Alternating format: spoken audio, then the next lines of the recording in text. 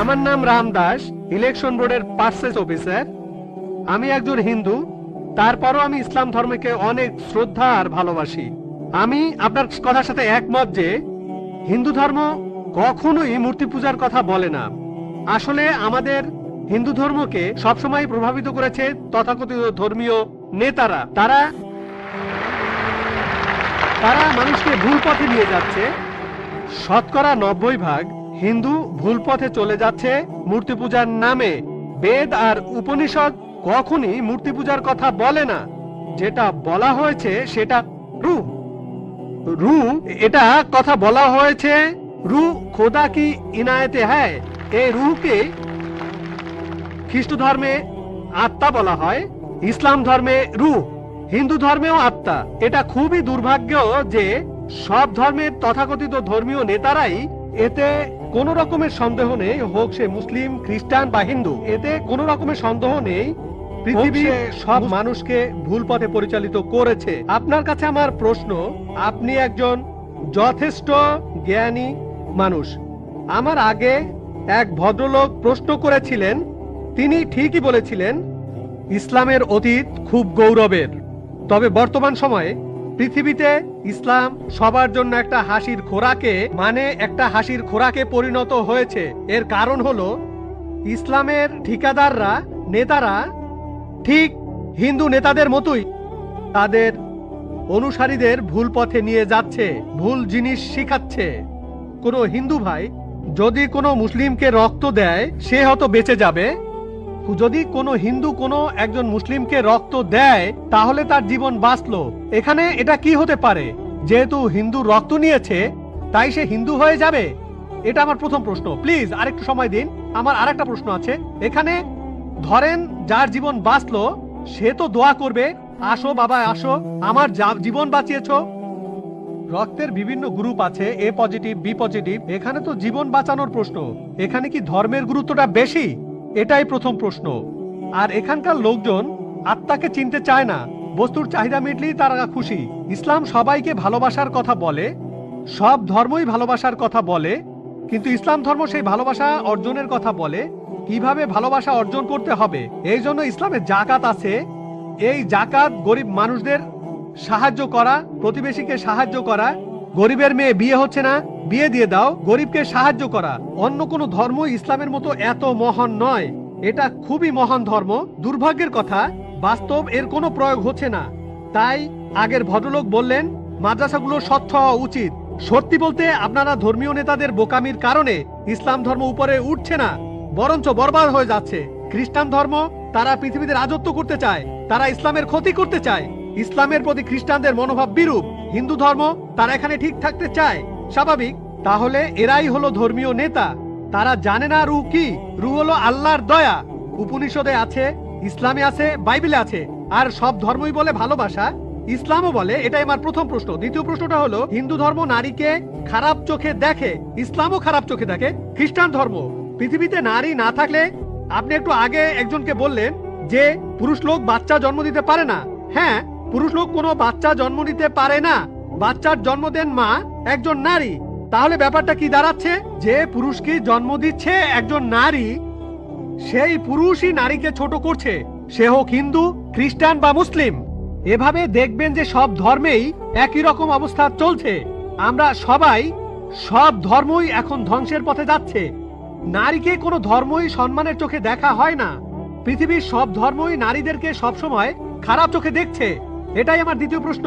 ইসলাম কি বলে যেদিন কিয়ামত হবে, তার মানে মহাপ্রলয়, ইসলাম ধর্ম কিয়ামত সম্পর্কে কি বলছে? আপনাকে ধন্যবাদ এই ছোট্ট লেকচারের জন্য,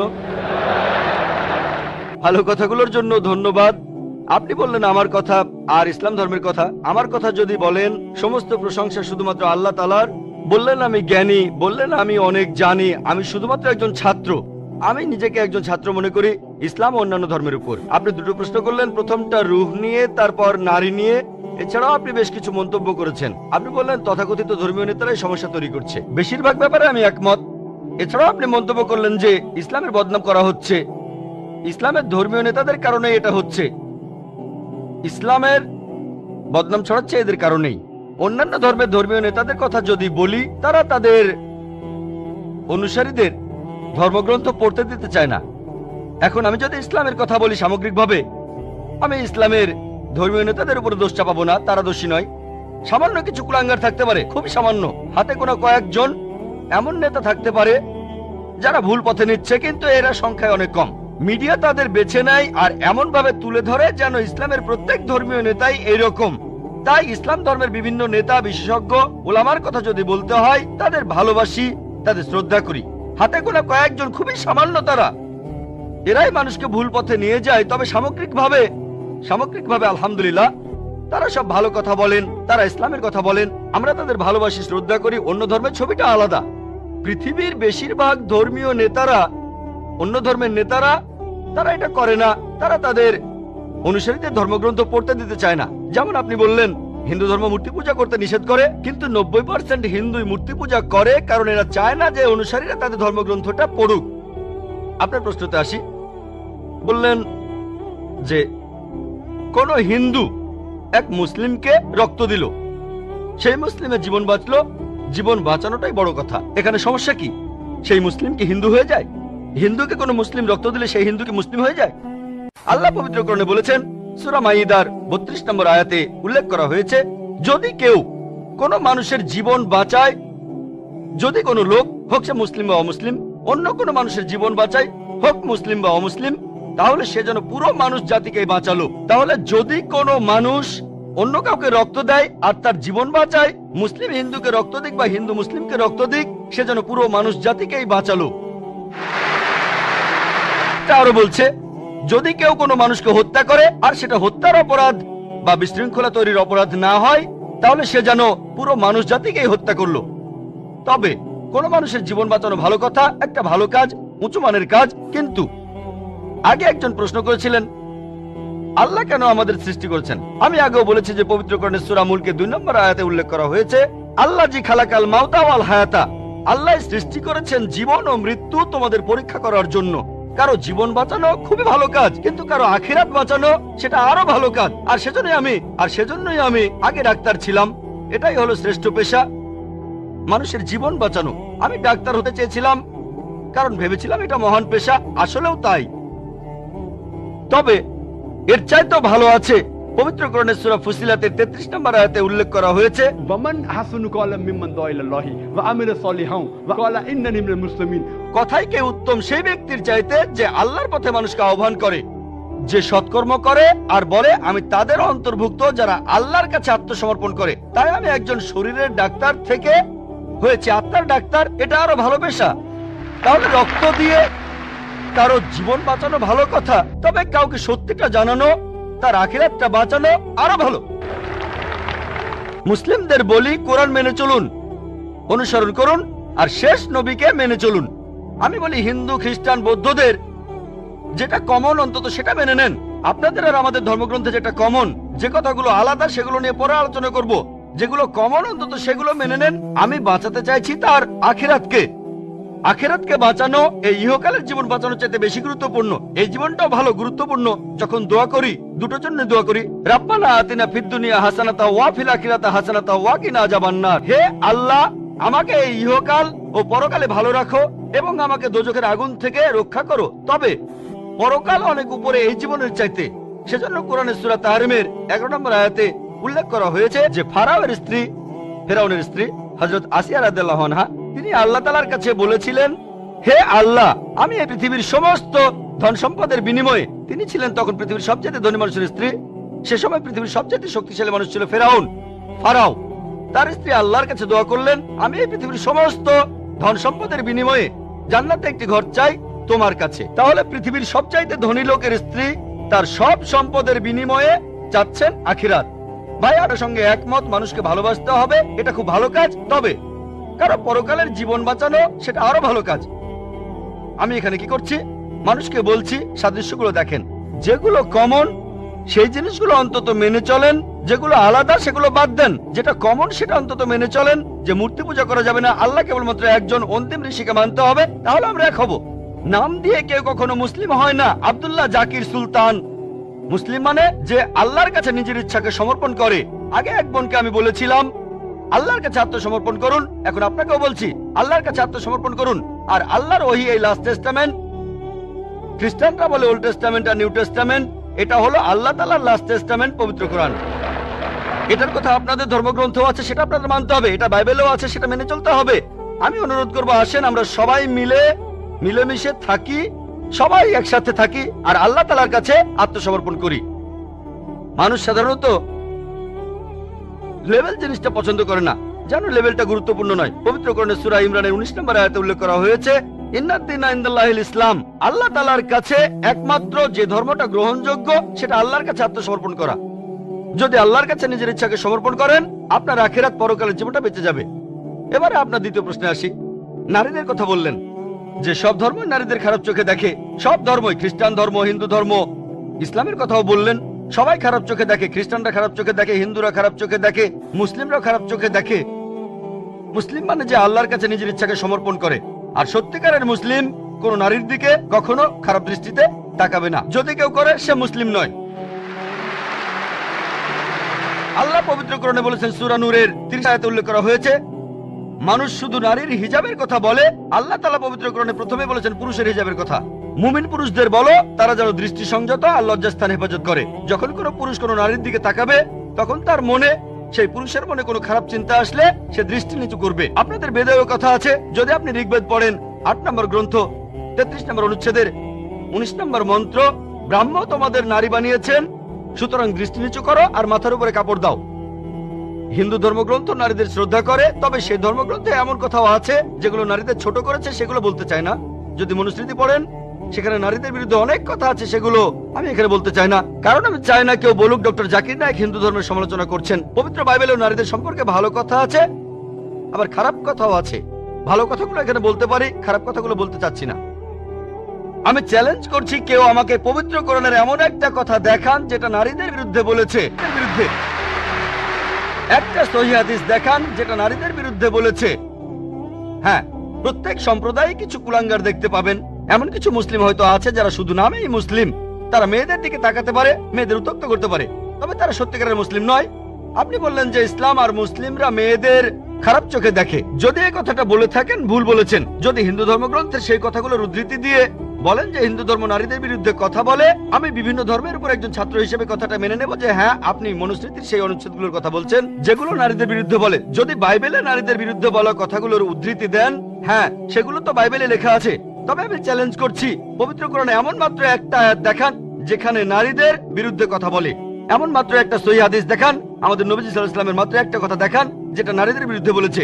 সত্যি বলতে, মুহাম্মদ সাল্লাল্লাহু আলাইহি ওয়াসাল্লাম হলেন পৃথিবীর প্রথম মানুষ যিনি নারীদের উপরে তুলেছেন আর তাদের সমান অধিকার দিয়েছেন। আমি একটা লেকচার দিয়েছিলাম ইসলামে নারীর অধিকার ছাড়াও, আরেকটা লেকচার ইসলাম এবং অন্যান্য ধর্মের নারীর অধিকার, আমি সেখানে দেখিয়েছি। তাই আপনি যখন বললেন ইসলাম নারীদের অসম্মান করে, কথাটা ঠিক নয়। তবে আমি ইসলাম সম্পর্কে এই কথা বলিনি। ইসলাম সবসময় নারীদেরকে মর্যাদা দিয়েছে। মুসলিমরা এই কাজটা করেছে, যে তারা মুসলিমরা এই কাজ করছে। আর হিন্দু বা খ্রিস্টান এরাও নারীদের ছোট চোখে দেখে। ইসলাম কখনো এটা করে না। ধন্যবাদ আপনাকে, অনেক ধন্যবাদ ভাই, আপনাকে অনেক ধন্যবাদ। আমি একথাই বলেছি। তবে মুসলিমরা দুর্ভাগ্যজনকভাবে ইসলামের অনুসারীরা এই জিনিসটা প্রয়োগ করে না। হ্যাঁ ভাই, আমি আপনার সঙ্গে একমত। আমি বলেছিলাম কিছু লোক এমন, এখন ধরেন মার্সিডিজ গাড়ি কত ভালো এটা জানার জন্য যদি ড্রাইভারের সিটে কোনো আনাড়ি লোককে বসান আর সেই ড্রাইভার যদি গাড়িটা অ্যাক্সিডেন্ট করে, কাকে দোষ দেবেন? গাড়ি না ড্রাইভারকে? ড্রাইভারকে দোষ দেবেন। মার্সিডিজ গাড়ি কত ভালো এটা জানতে যদি চান, চেক করেন সেখানে কি কি আছে, এভারেজ স্পিড কেমন, পিকআপটা কেমন, গিয়ার রেশিও কেমন, নিরাপত্তা ব্যবস্থাগুলো কি কি। তাহলে ইসলামকে বিচার করতে চাইলে পবিত্র কোরআন আর সহিহ হাদিস পড়েন। মুসলিমদের দেখবেন না। যদি গাড়িটা পরীক্ষা করতে চান, তাহলে আপনি ড্রাইভারের সিটে পাকা ড্রাইভারকে বসান। শ্রেষ্ঠ মুসলিমের দৃষ্টান্ত নবীজি সাল্লাল্লাহু আলাইহি ওয়াসাল্লাম। খ্রিস্টান ধর্মে পবিত্র বাইবেলে আছে, বুক অব জেনেসিস 3 অধ্যায়ের 16 অনুচ্ছেদে মহান ঈশ্বর বলেছেন, তোমরা নারী, তোমরা খুব যন্ত্রণা পেয়ে সন্তানের জন্ম দেবে। এটা নারীদের প্রতি ঈশ্বরের অভিশাপ, গর্ভধারণ নারীদের জন্য শাস্তি। ইসলাম ধর্মে গর্ভধারণ নারীদের জন্য সম্মানের। পবিত্র কোরআনে সূরা নিসার 1 নম্বর আয়াতে উল্লেখ করা হয়েছে, গর্ভধারিণী মাকে সম্মান করো। পবিত্র কোরআনে সূরা লুকমানের 14 নম্বর আয়াতে উল্লেখ করা হয়েছে, আমি মানুষকে তাদের বাবা মায়ের সাথে ভালো ব্যবহার করার নির্দেশ দিয়েছি। মা অনেক কষ্ট সহ্য করে সন্তানকে গর্ভধারণ করেন, অনেক কষ্ট পেয়ে সন্তানের জন্ম দেন। নবীজি বলেছেন, যদি তোমরা তোমাদের মাকে সোনার পাহাড়ও এনে দাও, তোমাকে যে 9 মাস গর্ভে ধারণ করেছিলেন তার বিনিময়ে, তারপরও শোধ হবে না। ইসলাম এই কথাই বলছে। এখন নবী সাল্লাল্লাহু আলাইহি ওয়াসাল্লামের কাছে একজন লোক আসলো, আর প্রশ্ন করলো, এটা আছে সহিহ বুখারী 8 নম্বর খণ্ড, বুক অফ আদাব, 2 নম্বর অধ্যায় 2 নম্বর হাদিস। হে নবী, এই পৃথিবীতে কাকে সবচাইতে বেশি সম্মান দেখাবো? নবীজি বললেন তোমার মা। লোকটা বললো এরপরে কাকে দেখাবো? নবীজি বললেন তোমার মা। লোকটা বললো তারপরে কাকে দেখাবো? নবীজি আবারও বললেন তোমার মা। লোকটা বললো এরপরে কাকে? তখন নবীজি বললেন তোমার বাবা। তার মানে 75%, 4 ভাগের 3 ভাগ পাচ্ছেন মা, 1 ভাগ 25% সেটা পাচ্ছেন বাবা। এক কথায় মা গোল্ড মেডেল পাচ্ছেন, সিলভার মেডেল পাচ্ছেন, ব্রোঞ্জ মেডেলটাও পাচ্ছেন, আর বাবা একটা সান্ত্বনা পুরস্কার নিয়ে সন্তুষ্ট থাকছেন। ইসলাম আমাদের এমনটাই শেখায়। তবে আপনার কথা মানি, পশ্চিমা বিশ্ব নারীদের ছোট করছে। পশ্চিমা বিশ্ব নারীদের স্বাধীনতার কথা বলে, আসলে তারা স্বাধীনতার কথা বলে নারীদের শারীরিক অত্যাচার করে, তাদের সম্মান কেড়ে নেয়, আত্মার অবমাননা করে। পশ্চিমা বিশ্ব বলে তারা নারীদের উঁচুতে বসিয়েছে, আসলে নিচে নামিয়েছে। তাদেরকে বানিয়েছে উপপত্নী, রক্ষিতা আর সমাজের প্রজাপতি, যারা রয়েছে আর্ট আর কালচারের রঙিন পর্দার আড়ালে। আর্ট আর কালচারের দোহাই দিয়ে তারা কি করছে? তাদের মেয়েদের বিক্রি করছে তাদের মায়েদের। তারা নাকি মেয়েদের উপরে তুলছে। সাধারণত বেশিরভাগ অ্যাডেই দেখবেন নারী আছে, অন্যটার সাথে নারীর হয়তো কোনো সম্পর্কই নেই। মোটরসাইকেলের বেশিরভাগ অ্যাডে দেখবেন মেয়ে আছে। কতজন মেয়ে মোটরসাইকেল চালায়? কতজন? কিন্তু অ্যাডে মেয়ে থাকবেই। তারপর মোটর গাড়ির অ্যাডে, সেখানেও মেয়েদের দেখবেন।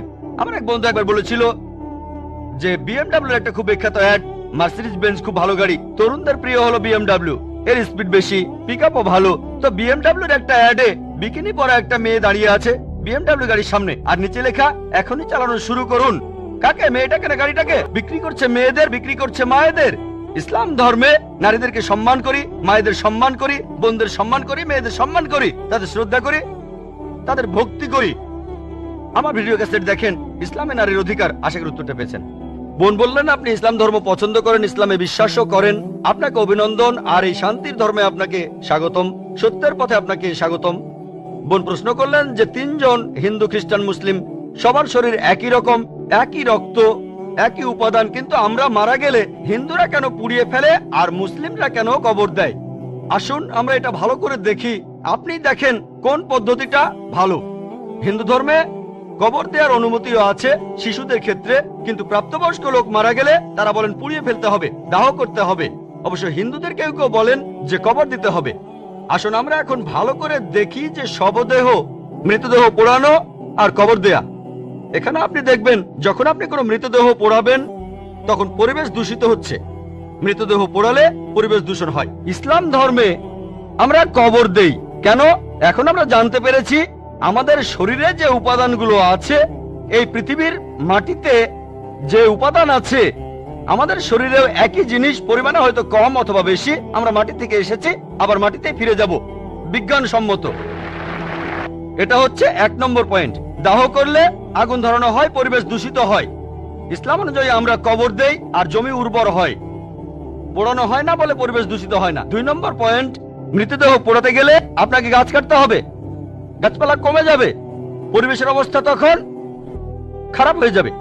ইসলাম অনুযায়ী আমরা কবর দেই, জমি উর্বর হয়, আরো গাছ জন্মায়, এটা তখন হয়ে যায় সার। এখানে গাছ কাটার দরকার নেই, পরিবেশের জন্য ভালো। আমাদের সরকার এখন বলে গাছ কাটবেন না। গাছ না কাটলে মৃতদেহগুলো পোড়াবেন কিভাবে? 3 নম্বর পয়েন্ট, পোড়ালে খরচ বেশি। ইন্ডিয়ার পরিসংখ্যান অনুযায়ী প্রতি বছর হাজার হাজার লক্ষ লক্ষ কোটি টাকা খরচ হয়ে যাচ্ছে। প্রতিদিন কোটি কোটি টাকা খরচ হচ্ছে, প্রতি বছর লক্ষ লক্ষ কোটি টাকা খরচ হচ্ছে শুধু গাছের পেছনে আর মৃতদেহ পোড়ানোর পেছনে। ইসলাম অনুযায়ী আমরা কবর দেই, এটা সস্তা, ফ্রি। 5 নম্বর পয়েন্ট, মৃতদেহ পোড়ালে গাছের কাঠ পুড়ে হয়ে যায় চারকোল, ছাই। ইসলামে একটা জায়গায় কাউকে কবর দিলে কয়েক বছর পরে সেখানে আরেকজনকে কবর দেওয়া যাবে, এটা সব সময় চলবে। আপনি রিসাইকেল করতে পারবেন। একই জমি কয়েক বছর পরে মৃতদেহের হাড় করে আলাদা হয়ে গেলে আবার কবর দিতে পারবেন। তাহলে যুক্তি আর বিজ্ঞান দিয়ে যদি যাচাই করেন, এটাই বিজ্ঞানসম্মত, অনেক মানবিক, অনেক ভালো। কবর দেয়া পোড়ানোর চাইতে অনেক ভালো। আশা করি উত্তরটা পেয়েছেন। ডক্টর জাকির নায়েক, আমার নাম জেরি থমাস। আমি ওসমানিয়া ইউনিভার্সিটিতে সাংবাদিকতার উপর রিসার্চ করছি। আমরা কয়েকজন বন্ধু মিলে একটা ওয়েবসাইট খুলেছি, সাক্ষীটাইম.com। আপনার কাছে আমার প্রশ্ন, 1 নাম্বার, আমি সবসময় জানতাম যে হাদিস ছাড়া কোরআন অসম্পূর্ণ। এখন আপনি অন্য ধর্মগ্রন্থের কথাও বললেন, আপনি বাইবেলের কথাও বললেন, কিন্তু বাইবেল বলছে যে যীশু খ্রিস্টকে বিশ্বাস করে না সে খ্রিস্ট বিরোধীদের দলে সামিল হয়। এটা একটা ভবিষ্যৎবাণী। আমি এমনও শুনেছি যে হাদিস বলছে যে মোহাম্মদ জাদুবিদ্যার সাহায্য নিয়েছিল, এখানে আপনার বক্তব্যটা কি? ভাই আপনি প্রশ্ন করলেন আর আপনি বেশ কিছু মন্তব্য করলেন। আপনি বললেন যে আপনি জানেন যে হাদিস ছাড়া পবিত্র কোরআন অসম্পূর্ণ। এখানে আপনি অন্য ধর্মগ্রন্থের কথা শুনলেন, তার মানে উনার মতে বাইবেলের উদ্ধৃতি দিলে সে কথা মানতে হবে। আর বাইবেল বলছে যিশু বা ঈসা আলাইহিস সালামকে যে বিশ্বাস করবে না সে দোজখে যাবে, ইত্যাদি ইত্যাদি। এখানে আমার মন্তব্য কি? 1 নম্বর পয়েন্ট, হাদিস ছাড়া পবিত্র কোরআন অসম্পূর্ণ নয়। কোরআন একটা স্বয়ং সম্পূর্ণ বই। তবে কোরআনের কথাগুলো বুঝতে গেলে আপনাকে এগুলোর ব্যাখ্যা পড়ে দেখতে হবে। আর হাদিস হলো পবিত্র কোরআনের ব্যাখ্যা, যে কথাগুলো বলে গিয়েছেন নবীজি সাল্লাল্লাহু আলাইহি সাল্লাম। পবিত্র কোরআন একটা সম্পূর্ণ বই, আলহামদুলিল্লাহ স্বয়ং সম্পূর্ণ। তবে আপনি যদি সেগুলো আরো বিস্তারিতভাবে জানতে চান তখন আপনি পড়বেন যে কথাগুলো বলে গিয়েছেন নবীজি মুহাম্মদ সাল্লাল্লাহু আলাইহি সাল্লাম, আমরা বলি সহিহ হাদিস। একটা কথা বলি, অন্যান্য ধর্মগ্রন্থের উদ্ধৃতি দিয়েছি, তার মানে এই না আমি মানি যে অন্যান্য ধর্মগ্রন্থ আল্লাহর বাণী। প্লিজ আমাকে ভুল বুঝবেন না, আমি এখানে কোরআনের কথা মতো কাজ করেছি। আল্লাহ পবিত্র কোরআনে বলেছেন, সূরা ইমরানের 64 নম্বর আয়াতে উল্লেখ করা হয়েছে, তাআলা ইলা কালিমাতিন সাওয়াইন বাইনানা ওয়া বাইনাকুম, এসো সেই কথা যাহা আমাদের ও তোমাদের মধ্যে এক। আমি সাদৃশ্যের কথা বলছি। পবিত্র কোরআনের সূরা রাদের 38 নম্বর আয়াতে উল্লেখ করা হয়েছে, ওয়ালিকুল্লি কওমিন হাদ, প্রত্যেক যুগে আমি কিতাব নাজিল করেছি। আল্লাহ তাআলা অনেক কিতাব নাজিল করেছেন। পবিত্র কোরআনে 4টার নাম উল্লেখ করা হয়েছে, তাওরাত, জাবুর, ইনজিল এবং কোরআন। তাওরাত হলো সেই ওহী আসমানি কিতাব যেটা নাজিল হয়েছিল মুসা আলাইহিস সালামের উপর। জাবুর আরেকটা আসমানি কিতাব নাজিল হয়েছিল দাউদ আলাইহিস সালামের উপর। ইনজিল হলো সেই আসমানি কিতাব যেটা নাজিল হয়েছিল ঈসা আলাইহিস সালামের উপর। আর কোরআন হলো সর্বশেষ ও চূড়ান্ত আসমানি কিতাব, নাজিল হয়েছিল সর্বশেষ ও চূড়ান্ত নবী মুহাম্মদ সাল্লাল্লাহু আলাইহি সাল্লামের উপর। আগের সবগুলো আসমানি কিতাব এসেছিল নির্দিষ্ট সম্প্রদায়ের মানুষের জন্য, আর সেই কিতাবের নির্দেশগুলো ছিল একটা নির্দিষ্ট সময়ের জন্য। তাই আল্লাহ তাআলা চাননি যে এই কিতাবগুলো অবিকৃত অবস্থায় থাকুক। কিন্তু কোরআন হলো সর্বশেষ আসমানি কিতাব। আল্লাহ কোরআনে বলেছেন, সূরা হিজরের 9 নম্বর আয়াতে উল্লেখ করা হয়েছে, আমি কোরআন অবতীর্ণ করেছি আর আমি সংরক্ষণ করে রাখব। কোরআন হলো একমাত্র ধর্মীয় গ্রন্থ পুরো পৃথিবীর মধ্যে যেটা এখনো অবিকৃত অবস্থায় আছে। শুধু আমি বলছি না, ধর্মের উপরে বিভিন্ন বিশেষজ্ঞরা বলছেন। তাদের একজন উইলিয়াম মুর, তিনি ইসলামের বিরুদ্ধে তীব্র সমালোচনা করতেন। তিনি খ্রিস্টান ছিলেন। 200 বছর আগে তিনি বলেছিলেন, আর কোনো ধর্মীয় গ্রন্থ নেই, আর কোনো ধর্মীয় গ্রন্থ নেই যেটা এখনো অবিকৃত অবস্থায় আছে 1200 বছরের বেশি সময় ধরে। এখন বললে 1400 বছরেরও বেশি এই কোরআনের মতো। তিনি খ্রিস্টান ছিলেন, ইসলাম ধর্মের তীব্র সমালোচক ছিলেন। তিনি সত্যি কথাটা স্বীকার করেছেন, কোরআন অবিকৃত অবস্থায় আছে। কিন্তু অন্যান্য সব ধর্মগ্রন্থ সেগুলোর কথা বদলে গেছে, এমনকি বাইবেলও। আমি বাইবেলকে আল্লাহ তাআলার বাণী বলে মানি না। আমরা মুসলিমরা বিশ্বাস করি সেই ওহীতে যেটা দেওয়া হয়েছিল ঈসা আলাইহিস সালামকে, ইনজিল। কিন্তু এখন আমরা যে বাইবেলটা দেখি, এই বইটা একটা মিশ্রণ। এখানে আল্লাহর বাণী থাকতে পারে, কোরআনের সাথে মিললে আমি আপত্তি না করে মেনে নেব এটা আল্লাহর বাণী। এছাড়াও নবীদের বলা কথা আছে, এখানে ঐতিহাসিকদের বলা কথাও আছে। দুঃখের সাথে জানাচ্ছি, বাইবেলে পর্নোগ্রাফিও আছে। আমি উদ্ধৃতি দিতে পারবো না, আমি পারবো না। বাইবেলে আছে অনেক পরস্পর বিরোধী কথা, বৈজ্ঞানিক ভুল, গাণিতিক ভুল, সেগুলোর কথা এখানে বলছি না। আমি বিতর্ক করেছিলাম ডক্টর উইলিয়াম ক্যাম্বেলের সাথে। তিনি ইসলামের বিরুদ্ধে একটা বই লিখেছিলেন, Quran and Bible in the light of history and science. বলেছিলেন কোরআনে 30টা বৈজ্ঞানিক ভুল আছে। আমি আমেরিকায় গিয়েছিলাম। আমেরিকায় আমরা বিতর্ক করেছিলাম 2000 সালের 1 এপ্রিল, আর টপিক ছিল Quran and Bible in the light of science. তার সব অভিযোগের উত্তর আমি দিয়েছিলাম। তারপর আমি যখন বাইবেলের 38টা ভুলের কথা বললাম, তিনি সেগুলোর উত্তর দিতে পারেননি। পবিত্র কোরআনের সূরা বাকারার 79 নম্বর আয়াতে উল্লেখ করা হয়েছে, فويل للذين يكتبون الكتاب بأيديهم ثم يقولون هذا من عند الله ليشتروا به ثمنا قليلا فويل لهم مما كتبت أيديهم ويل لهم مما يكسبون। দুর্ভোগ তাদের যারা নিজ হাতে কিতাব রচনা করে আর বলে এটা আল্লাহর ওহী। সমূল্য পাওয়ার জন্য তারা এই কথা বলে, যা লিখেছে সেজন্য শাস্তি তাদের, যা উপার্জন করেছে সেজন্য শাস্তি তাদের। তাই বর্তমানের বাইবেল, হয়তো জানেন এই বাইবেল শব্দটা এটা বাইবেলের মধ্যে কোথাও নেই। এটা এসেছে গ্রিক শব্দ বিবলস থেকে, অর্থাৎ অনেক বই মিলে একটা বই। আর বিশেষজ্ঞরা এখন বলেন এই বাইবেল লিখেছে অনেকজন লেখক, আমি বলছি না, খ্রিস্টান বিশেষজ্ঞরা। তাই বর্তমানের বাইবেলকে আমি আল্লাহর বাণী বলে মনে করি না। একইভাবে যদি জিজ্ঞেস করেন আমি বেদকে আল্লাহর বাণী বলে মনে করি কিনা, বৌদ্ধ ধর্মগ্রন্থগুলোকে আল্লাহর বাণী বলে মনে করি কিনা, পারসি ধর্মগ্রন্থগুলোকে আল্লাহর বাণী বলে মানি কিনা, আমি এখন বলবো হতে পারে আল্লাহর বাণী, নাও হতে পারে আল্লাহর বাণী। আল্লাহ সুবহানাহু ওয়া তাআলা অনেক ওহী নাজিল করেছেন, অনেক কিতাব, কোরআনে 4টার নাম উল্লেখ আছে, তবে এছাড়াও আছে যেমন সুফে ইব্রাহিম, এরকম অনেক আছে। আমি এখানে বলবো হতে পারে হিন্দু ধর্মগ্রন্থ হতে পারে আল্লাহর বাণী, হতে পারে বৌদ্ধ ধর্মগ্রন্থ, সেগুলো আল্লাহর বাণী, তারপর পার্সি ধর্মগ্রন্থ আল্লাহর বাণী হতে পারে, কিন্তু আসমানি কিতাব হলেও সেগুলো নির্দিষ্ট জাতি আর নির্দিষ্ট সময়ের জন্য। এখন আপনি মানবেন সর্বশেষ ও চূড়ান্ত কিতাব, সেটা হলো পবিত্র কোরআন। তাহলে প্রত্যেক মানুষই, হোক তার দেশ ইন্ডিয়ায়, আমেরিকাতে, কানাডায়, ইংল্যান্ডে, সিঙ্গাপুরে, সৌদি আরবে, প্রত্যেক মানুষই সর্বশেষ ও চূড়ান্ত ওহী মানবে, অর্থাৎ পবিত্র কোরআন আর সর্বশেষ নবী মুহাম্মদ সাল্লাল্লাহু আলাইহি সাল্লামকে মেনে চলবে। আমি বলছি না যে হিন্দু ধর্মগ্রন্থগুলো আল্লাহর বাণী, আর আল্লাহর বাণী হলেও সেটা নির্দিষ্ট সময়ে নির্দিষ্ট জাতির জন্য ছিল। হিন্দু বিশেষজ্ঞরাও বলেন তাদের ধর্মগ্রন্থ পরিবর্তন হয়েছে, বৌদ্ধ বিশেষজ্ঞরাও বলেন তাদের ধর্মগ্রন্থ পরিবর্তন করা হয়েছে। প্রত্যেক ধর্মের বিশেষজ্ঞরাই, শুধু ইসলাম বাদে সবাই বলে যে তাদের ধর্মগ্রন্থে পরবর্তীতে কথা বদলানো হয়েছে, পরিবর্তন করা হয়েছে। তবে আমি যদি এখানে তর্কের খাতিরে মেনেও নেই এটা আল্লাহ তাআলার বাণী, যদি এমনটা হয় আর সেই ধর্মের অনুসারীরা তারা মানে এটা আল্লাহ তাআলার বাণী, তাহলে সেই ধর্মগ্রন্থ তাদের অক্ষরে অক্ষরে মানা উচিত। বৌদ্ধরা যদি মানে তাদের ধর্মগ্রন্থ আল্লাহ তাআলার বাণী, হিন্দুরা যদি মানে তাদের ধর্মগ্রন্থ আল্লাহ তাআলার বাণী, খ্রিস্টানরা যদি মানে তাদের ধর্মগ্রন্থ আল্লাহ তাআলার বাণী, তাহলে আপনাদের ধর্মগ্রন্থেই বলা হয়েছে আপনাদের মেনে চলতে হবে সর্বশেষ নবীর কথা, মুহাম্মদ সাল্লাল্লাহু আলাইহি সাল্লামের কথা। আপনি তো মনে করেন এটা আল্লাহ তাআলার বাণী, আমি মনে করি হতেও পারে আবার নাও হতে পারে। আপনি মনে করেন সেটাই আল্লাহ তাআলার বাণী, তাহলে আপনি সেটার কথা মেনে চলেন। সর্বশেষ আর চূড়ান্ত নবীকেও আপনি বিশ্বাস করেন। আমি আগেও বলেছি, পবিত্র বাইবেলের গসপেল অফ জন 16 নম্বর অধ্যায়ের 12 থেকে 14 অনুচ্ছেদে আছে, ঈসা আলাইহিস সালাম বলছেন, আমি তোমাদের অনেক কথা বলতে চাই, কিন্তু তোমরা সেটা এখন বুঝতে পারবে না, কারণ যখন সত্যের আত্মা তোমাদের সামনে আসবে সে তোমাদের সত্যের পথে নিয়ে যাবে। সে তার নিজের কথা বলবে না, যা শুনবে সে কথাগুলোই বলবে। সে তোমাদের ভবিষ্যতের কথা বলবে, আমাকে মহিমান্বিত করবে। এ মানুষটাকে মুহাম্মদ সাল্লাল্লাহু আলাইহি সাল্লাম, মুহাম্মদ সাল্লাল্লাহু আলাইহি সাল্লাম বাদে আর কোন নবী ঈসা আলাইহিস সালামকে কি মহিমান্বিত করেছেন? ঠিকই বলেছেন আপনি, যে ঈসা আলাইহিস সালামকে অস্বীকার করবে সে নরকে যাবে। আপনি বললেন এই কথা, আমি আপনার সঙ্গে একমত। সেই মুসলিম আসলে মুসলিম না যে ঈসা আলাইহিস সালামকে বিশ্বাস করে না। আমরা এখানে বলি আলাইহিস সালাম, আপনি শুধু বলেন যিশু। আমি পারি না, আমাকে বলতে হবে আলাইহিস সালাম যদি ইসলামের প্রতিনিধিত্ব করি। যদি আমি এই আলাইহিস সালাম শব্দটা না বলি, আমাকে বের করে দেওয়া হবে। অনভিজ্ঞ লোক এটা করতে পারে, আমাকে বলতেই হবে আলাইহিস সালাম।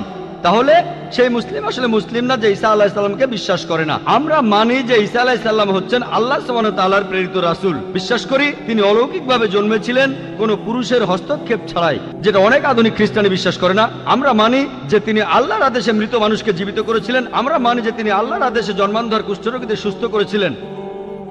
মুসলিম আর খ্রিস্টানরা এখানে এক। তবে আমি জানি আপনি কি বোঝাচ্ছেন। আপনি যখন বললেন যীশু খ্রিস্টকে বিশ্বাস করা, তার মানে কি বুঝিয়েছেন? যে তিনি ঈশ্বর, তাই না? ওনার মাইক্রোফোনটা অন করেন। যিশুকে বিশ্বাস করা বলতে কি বোঝাচ্ছেন? নবী হিসেবে বিশ্বাস করা?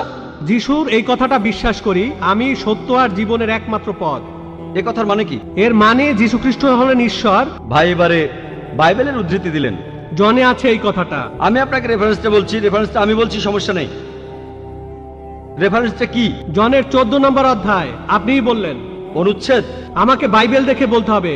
জনের 14 অধ্যায়ের 16 অনুচ্ছেদ। ঠিক 16 আছে? নম্বর না, 6 নম্বর অনুচ্ছেদ, 16 নম্বর না। সরি মিস্টার নায়েক, আমাকে বাইবেল শেখানো লাগবে না। আমরা আপনার ভুল ব্যাখ্যাগুলো শুনে আমাদের ওয়েবসাইটে সেটার উত্তর দেব। ভালো কথা। ভাই আপনি উদ্ধৃতি দিচ্ছেন, আপনার ব্যাগে তো বাইবেল আছে, তাই না? ব্যাগ থেকে বাইবেলটা বের করে দেখেন। এটা গসপেল অফ জনের 14 নম্বর অধ্যায় 6 নম্বর অনুচ্ছেদ, 16 নম্বর না।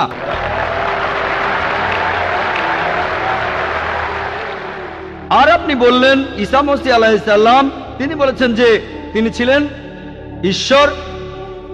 আপনার প্রশ্নতে পরে আসছি।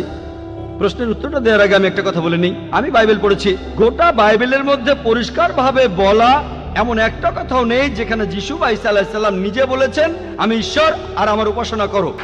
যদি কোনো খ্রিস্টান আমাকে দেখাতে পারেন গোটা বাইবেলের মধ্যে পরিষ্কারভাবে বলা মাত্র একটি কথা যে ঈসা আলাইহিস সালাম নিজেই বলেছেন যে আমি ঈশ্বর আর আমার উপাসনা করো, তাহলে আমি ডক্টর জাকির নায়েক আজকেই খ্রিস্টান ধর্ম গ্রহণ করব।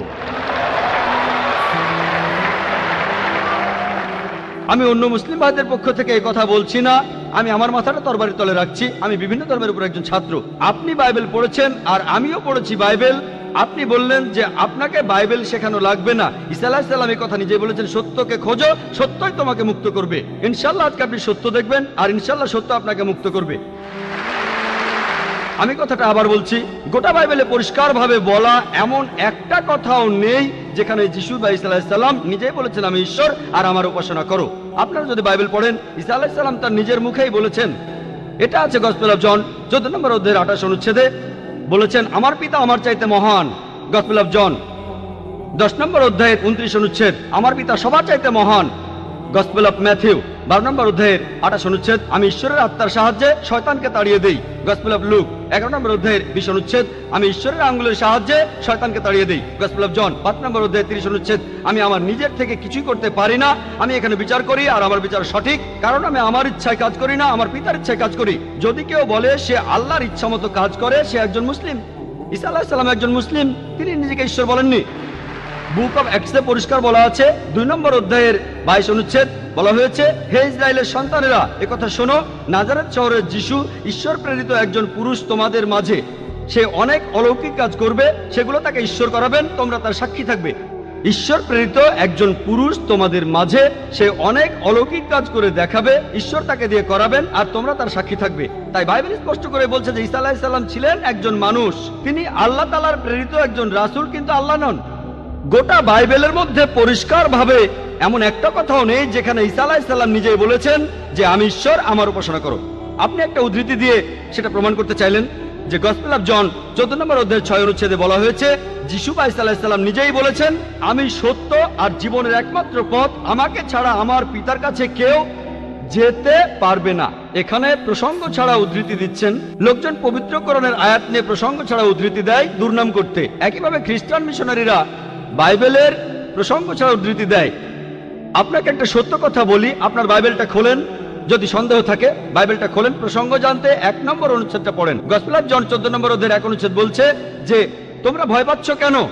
যিশু বা ঈসা আলাইহিস সালাম বলছেন যদি তোমরা ঈশ্বরকে বিশ্বাস করো তাহলে আমাকে বিশ্বাস করো। আমার পিতার রাজ্যে অনেক প্রাসাদ আছে, আমি সেখানে গিয়ে তোমাদের জন্য জায়গা তৈরি করব। আমি যখন যাব আমি তখন বলবো। শিষ্যরা বলল আপনি কোথায় যাবেন? তোমরা জানো না আমি কোথায় যাব? তারা বলল না। তখন শিষ্যরা বলল যে আমাদের পথ দেখান, আপনি যেখানে যাবেন। তখন যিশু বা ঈসা আলাইহিস সালাম বললেন আমি সত্য আর জীবনের একমাত্র পথ। শিষ্যরা তখন বলল ঈসা আলাইহিস সালামকে যে আমাদের সেই পথ দেখান। ঈসা আলাইহিস সালাম তখন বললেন আমি সত্য আর জীবনের একমাত্র পথ, আমাকে ছাড়া আমার পিতার কাছে কেউ যেতে পারবে না। আমরা মানি যে নবীগণ যখন এসেছিলেন প্রত্যেক নবী ছিলেন সত্য আর জীবনের দেখানো পথ, সেই নবীদের ছাড়া কোনো মানুষই আল্লাহর কাছে যেতে পারতো না। আর যীশু খ্রিস্টের সময়ে আমি বাইবেলের কথা মানছি, যিশু বা ঈসা আলাইহিস সালাম তিনিই ছিলেন সত্য আর জীবনের একমাত্র পথ। যীশু খ্রিস্টের শিক্ষা ছাড়া কোনো মানুষই তখন আল্লাহর কাছে যেতে পারতো না। মুসা নবীর সময়ে তিনি ছিলেন সত্য আর জীবনের পথ। মুসা আলাইহিস সালামের শিক্ষা ছাড়া কোনো মানুষই আল্লাহর কাছে যেতে পারতো না। এখন দেখেন ঈসা আলাইহিস সালাম নিজেই বলেছেন আমি তোমাদের অনেক কথা বলতে চাই। শিষ্যদের বলছেন, এটা আছে গসপেল অফ জন 16 নম্বর অধ্যায়ের 12 থেকে 14 অনুচ্ছেদে, আমি তোমাদের অনেক কথা বলতে চাই কিন্তু তোমরা সেগুলো এখন বুঝবে না, কারণ যখন সেই সত্যের আত্মা আসবে সে তোমাদের সত্যের পথে নিয়ে যাবে। সে তার নিজের কথা বলবে না, যা শুনবে সে কথাই বলবে, সে তোমাদের ভবিষ্যতের কথা বলবে, আমাকে মহিমান্বিত করবে। আর এখন দেখবেন, ভালো করে দেখবেন যে নবীজি মুহাম্মদ সাল্লাল্লাহু আলাইহি সাল্লাম তিনি সত্য আর জীবনের একমাত্র পথ। মুহাম্মদ সাল্লাল্লাহু আলাইহি সাল্লাম যা শিখিয়েছেন সেগুলো ছাড়া কেউ আল্লাহর কাছে যেতে পারবে না। আর মুহাম্মদ সাল্লাল্লাহু আলাইহি সাল্লাম ছিলেন সর্বশেষ আর চূড়ান্ত নবী। এখনকার দিনে দেখবেন হোক সেই লোক বাস করছে আমেরিকায়, কানাডায়, ইংল্যান্ডে, ইন্ডিয়ায়, সৌদি আরবে, পৃথিবীর যেখানেই থাকুক, এখনকার দিনে সবার জন্য মুহাম্মদ সাল্লাল্লাহু আলাইহি সাল্লাম তিনি হলেন পথ, সত্য আর জীবনের। মুহাম্মদ সাল্লাল্লাহু আলাইহি সাল্লাম যা শিখিয়েছেন সেগুলো ছাড়া কেউ আল্লাহর কাছে যেতে পারবে না। আর প্রায় সব ধর্মগ্রন্থ এরকম কথা বলছে, এমনকি বাইবেলও। আশা করি আপনি সত্যটা জানতে পেরেছেন আর ইনশাআল্লাহ আপনি সত্যের কাছে এসেছেন, সত্য আপনাকে মুক্ত করবে।